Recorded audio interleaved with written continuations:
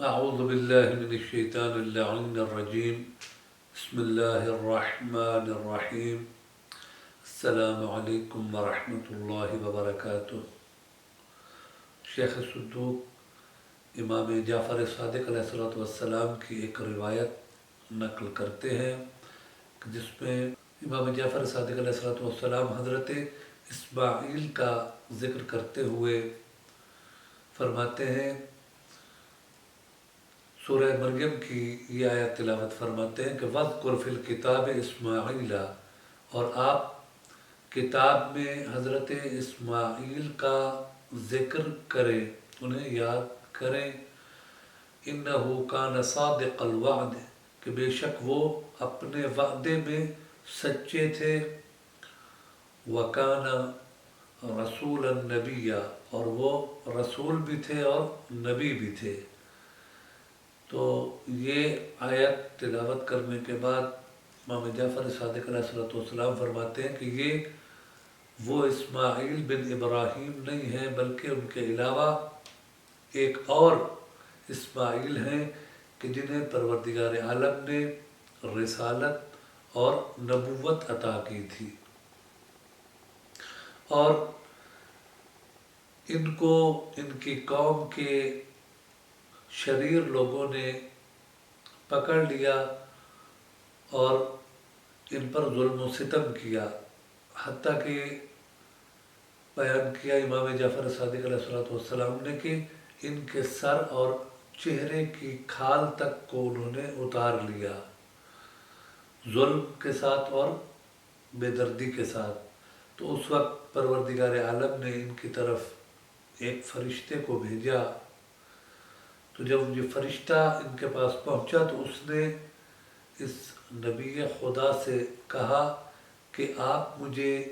جس چیز کا حکم دیں گے وہ میں آپ کے لیے بجا لاؤں گا، یعنی گویا اگر آپ چاہتے ہیں کہ ان ظالموں کے چنگل سے میں آپ کو نجات دلاؤں تو وہ میں آپ کو نجات دلاؤں گا۔ پروردگار عالم نے مجھے آپ کی نصرت اور مدد کے لیے بھیجا ہے۔ تو اس وقت حضرت اسماعیل نے عرض کیا کہ لی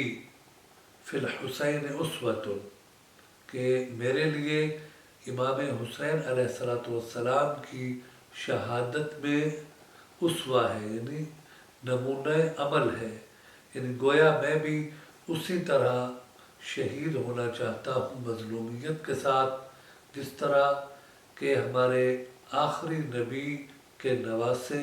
امام حسین علیہ السلام کو کربلا میں شہید کیا جائے گا۔ تو اس روایت سے ہمیں یہ پتہ چلتا ہے کہ امام حسین علیہ السلام کا تذکرہ ہر نبی نے اپنے زمانے میں کیا ہے، اور ہر نبی کو امام حسین علیہ السلام کی مظلومیت دکھا دی گئی تھی۔ تو اس وجہ سے حضرت اسماعیل جو کہ ایک امت کے نبی اور رسول ہیں، وہ بھی اپنے لیے اسوہ امام حسین علیہ السلام کی ذات اور ان کی شہادت کو قرار دے رہے ہیں۔ تو اس سے